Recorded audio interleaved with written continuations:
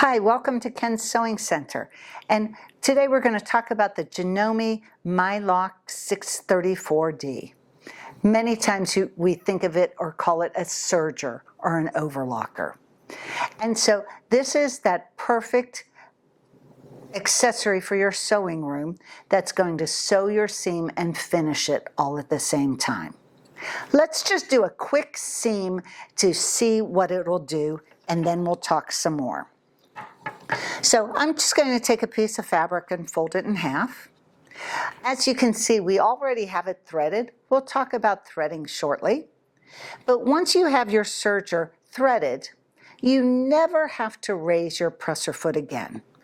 Your feed dogs will come up right in front of your presser foot, and it will, in essence, suck your fabric in. As you probably know, sergers are going to cut your fabric as it stitches it. And this is the blade right here. It's actually like a pair of scissors. Half of your blade is stationary. The other half moves up and down. And anything that gets inside that area is going to get chopped off. Don't worry, you can never get your finger under there. If you do, I need you to call me because I want to know what you were doing. But as we turn this hand wheel, you can see how that blade, that cutting mechanism, is moving up and down. Okay? So we'll close this door. Again, our presser foot is down. We're just going to stick this in here and just do a quick seam.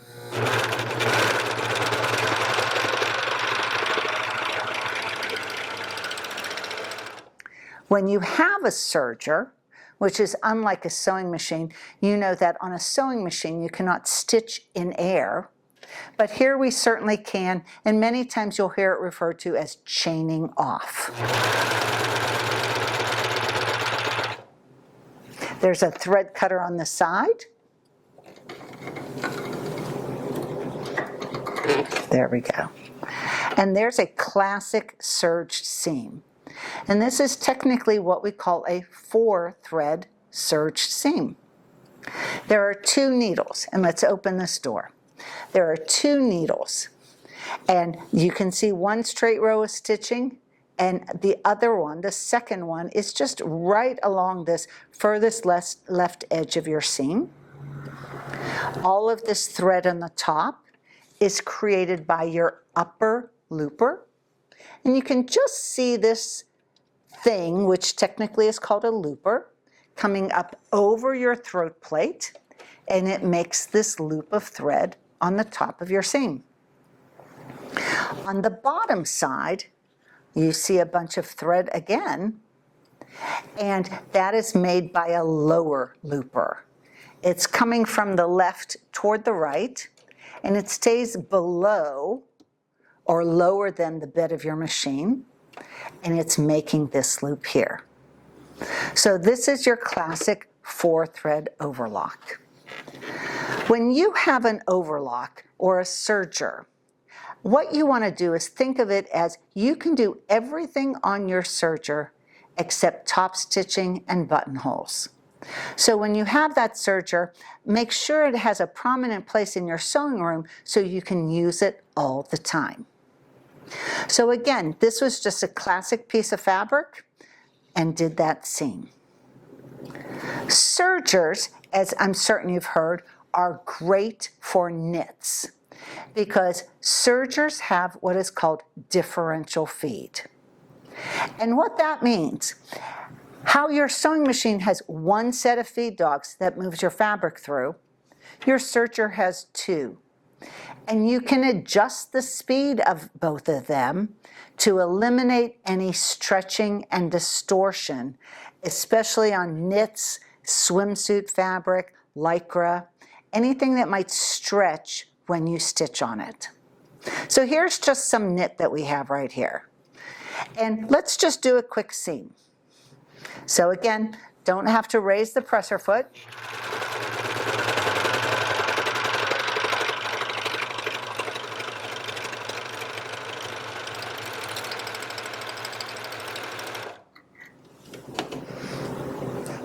So you can actually see that there's a little wave to this seam.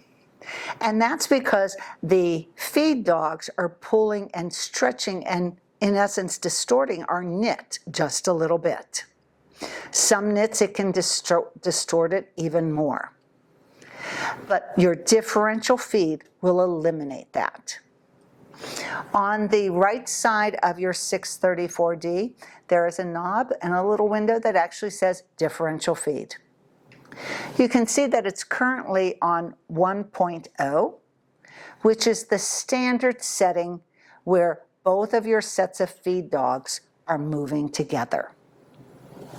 To eliminate this distortion, and it was just a little bit, we're actually going to take our differential feed up to a little higher number. And again, since it was slight distortion, we're just going to take it up to 1.5. And let's stitch this and see what it does.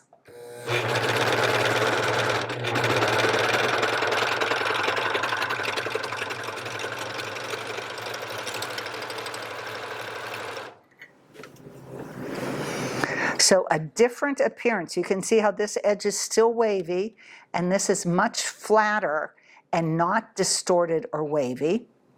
That's what differential feed will do for you. Keep your knits looking beautiful. Now remember, our differential feed started on a 1, but many of us girls, when we were little kids, we probably had a t-shirt or a sweatshirt or a turtleneck that had the lettuce edge. You know, it looks really curvy, wavy, and all of that. You accomplish that once again with differential feed. How you would do that is take your differential feed to a lower number. So here is 0.5. And at 0.5, your feed dogs will actually make the fabric go in very slow. It comes out of the back very fast, so it's stretching it, causing it to distort, and giving you that lettuce edge. So if you have some knit around your house, and you can even cut up an old t-shirt and just practice with the knit and experience differential feed to create the wave with a low number of differential feed, or to compensate for any distortion with the differential feed above or higher than number 1. You have a stitch length adjustment on your cover lock, on your serger also. So anywhere between, as we come down, we see an R as we get closer to 0. R is for rolled hem. We will do that shortly. All the way up to a stitch length of 5. So just experiment and see what stitch length you like the best. Traditionally, somewhere between 2 and 3 is a good number for standard traditional serging. You can see we have lay-in tensions.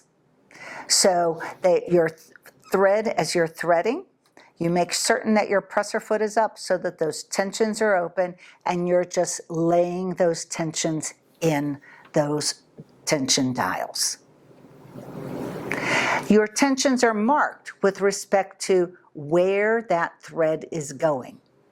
This is showing you your left needle and your right needle. So left and right. This says your upper looper. Remember, we talked about that part that is coming up over your throat plate. And then your lower looper. And you'll also notice that on each of these dials, there is a color associated with those parts that you are threading. You'll also notice that those colors are continued on with these little dots that actually show you where and how to thread not only your needles, because here's the blue dots, here's the orange dots, but down into the bed of your serger, or red dots for your upper looper and green dots for your lower looper. You'll also know here a little slide bar that says standard and RH for rolled hem. So when you go to do a rolled hem, you'll want to make certain that that knob, that dial is slid to the right. It's making a slight internal adjustment. We're going to do a little adjustment, of course, with stitch length ourselves, but this is compensating for a rolled hem also. So you saw how we cut our fabric with that cutting mechanism. And let's talk about how we get such a wide stitch like this and how a rolled hem is so skinny.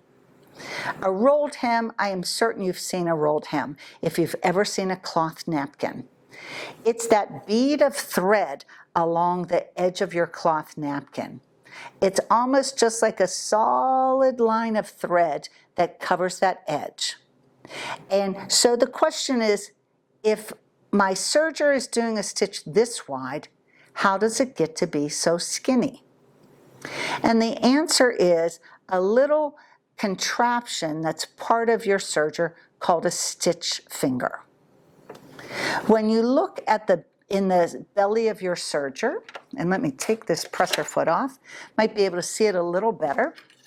There's a little metal piece that actually looks like a tip of a pair of scissors. It of course isn't, but it's pretty much shaped like this. And when you are doing your standard stitching, so we had standard here, and on this body right here, there is S for standard and R for rolled hem.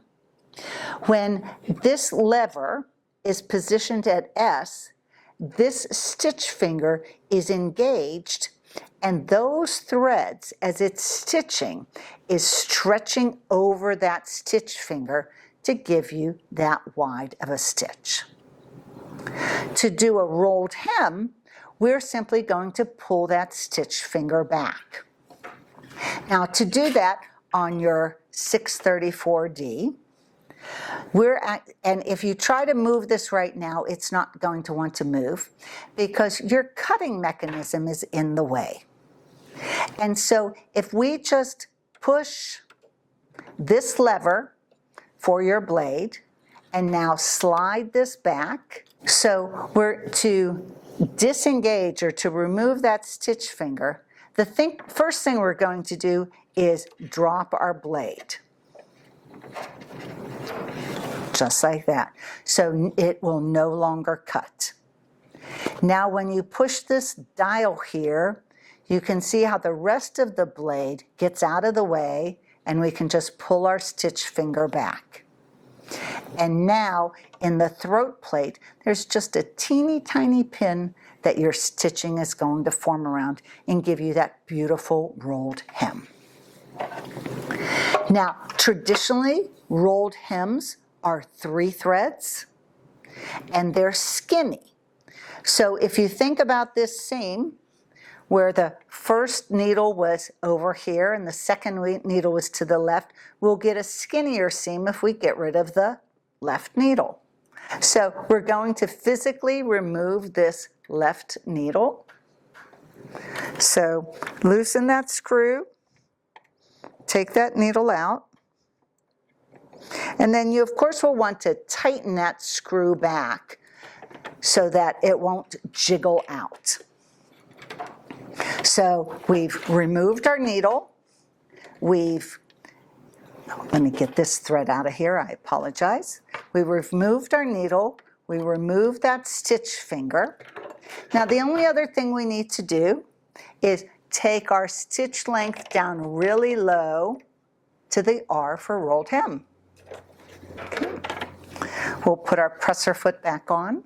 I removed that foot just so that you could get a little clearer view of everything. When you snap it on and you think you have it on, just raise that presser foot lifter to make sure that it's physically attached. And now we're going to chain off.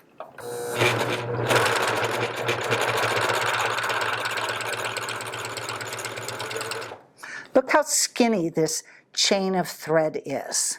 Okay, so that tells me that we have it all set for a rolled hem. Let's take our piece of fabric, and remember, we do not have our blade engaged right now, so we're just going to run the edge of our fabric right along the edge of our throat plate.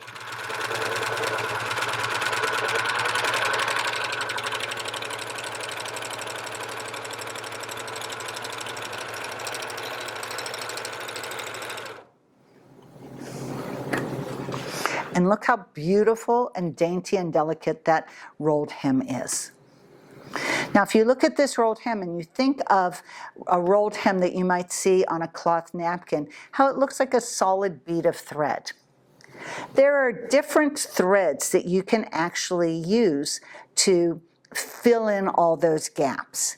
Those threads have a little elastic to them so that they expand and fill that entire space, leaving none of your actual fabric peeking through. But isn't that beautiful? So the 4 thread and the 3 thread. So again, the rolled hem is traditionally 3 thread. But you could do, if we re-engaged our stitch finger, we could do 3 thread serging. So when might you do this, do the differences? And so a 4 thread, again, is that traditional seam. This is what I personally use to put all my clothing together. This is the actual seam. You can see when we open it up, it's a beautiful seam.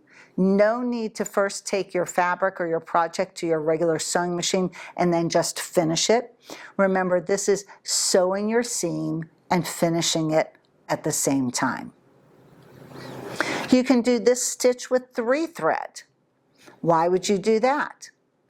Maybe a thinner fabric, like a sheer, whether it's clothing or a window sheer. A 3 thread will make that seam much narrower and a little more dainty and delicate for those fine shears. And then your rolled hem, we talked about a cloth napkin, but this is also an excellent way to finish a scarf that you might be making or a sheer skirt you might be making. Instead of folding under and folding under, just run your rolled hem all around and give it a beautiful finish. Now, when you do thread, you do want to thread your serger in a particular order. Traditionally, and I'm just going to take this presser foot off just to give a little more line of vision. Traditionally, you are going to thread your upper looper, then your lower looper, then your right needle, and your left needle. It likes it in that order. And if we just take a look at our threading, we see the red, which is our upper looper. The red comes straight down. Here's a red dot, a little red dot here. Both of those are hooks that you're just going to snap the thread into. Then there is a red dot up here, which is a little thin wire, and then through the eye of your upper looper. And this is giving you a good little view right here of how to thread that upper looper. Remember, the upper looper, we're following the red dots. So upper looper is first, lower looper is second. And again, those are your green dots. And as you can see, it does come straight down and following some green dots. And you'll notice that that lower looper, as we turn this, the lower looper is right here, but there is a hook way back here, and you go, how do I get there? And again, you can easily see that in your picture. So to thread our lower looper, again, those are all of our green dots, and we're just going to come straight down and follow the green dot and the green dot. And now there's actually a hook over here that you need to catch, a little loop. You have a little switch here, and there's a little arrow on that switch actually that shows pointing up. So when you push that up, there is that loop, that elusive loop that your lower loop or thread will go through. And after you feed it through there, it will then go through your upper looper. Your needles are pretty much straightforward. It is that classic down, up, down. And the right needle are your blue dots, and your left needle are your orange dots. So pretty straightforward to thread. Remember, take a look if your stitch finger, depending on the stitch that you were doing, if your stitch finger is engaged or not. Remember, the last thing we did was the rolled hem. So to get our stitch finger back engaged, we're going to push this and slide it back into place. And if you want your blade up again, push that lever in, that knob in, and there's your blade engaged. So get your serger and start using it for all of your sewing. Happy serging!